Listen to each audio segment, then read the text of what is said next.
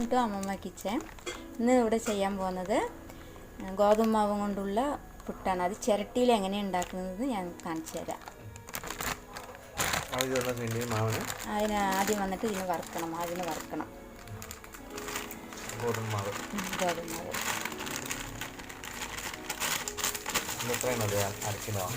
അരക്കിലുണ്ടാവും. അരക്കിലോ എത്ര പേര് കഴിക്കാൻ പറ്റുന്ന? നമുക്ക് 4 പേര് കഴിക്കാം. അതിങ്ങനെ വറുക്കണം, നന്നായിട്ട് വറുക്കണം.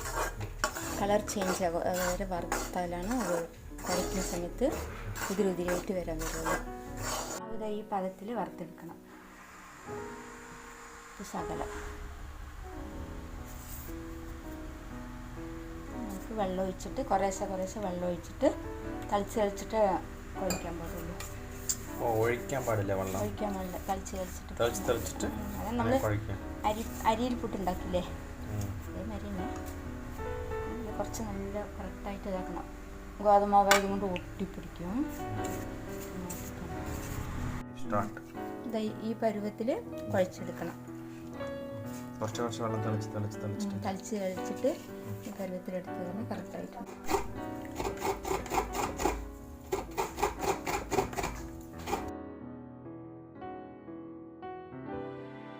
ഇതേമാതിരി ഗ്ലാസ് കൊണ്ട് 1.5 ഗ്ലാസ് വെള്ളം ഒഴിക്കുക. കുറച്ച് തേങ്ങ ചിരട്ട ആദ്യം വലിയ ചിരട്ടിനെ എടുത്തിട്ട് നല്ല വൃത്തിയാക്കണം. എല്ലാം വൃത്തിയാക്കി അതിൻ്റെ ഉള്ളിലൊക്കെ നന്നായിട്ട് വൃത്തിയാക്കണം.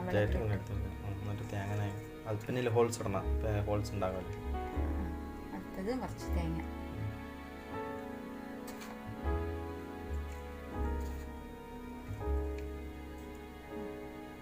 തേങ്ങ ഒരു ലെയർ, മാവ് ഒരു ലെയറായിട്ടാണ് ഇടുന്നത്.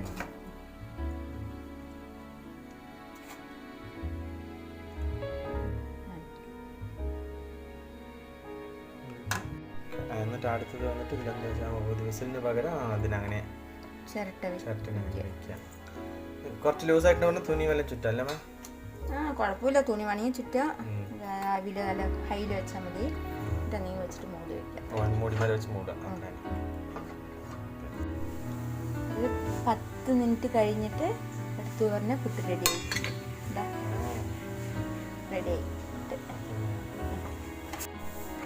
സൂപ്പർ പുട്ട് റെഡി ആയാ?